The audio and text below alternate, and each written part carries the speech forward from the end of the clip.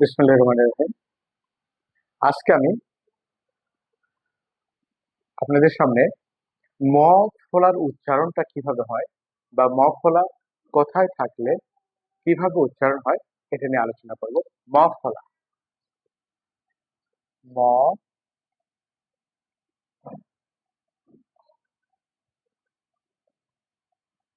ফলার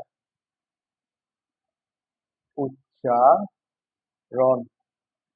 এই ম ফলার উচ্চারণ আমরা আজকে আলোচনা করব। শব্দের মাঝে ও শেষে দেখো,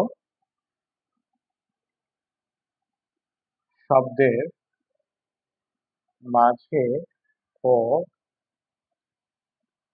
শেষে যদি শব্দের মাঝে এবং শেষে ম ফলা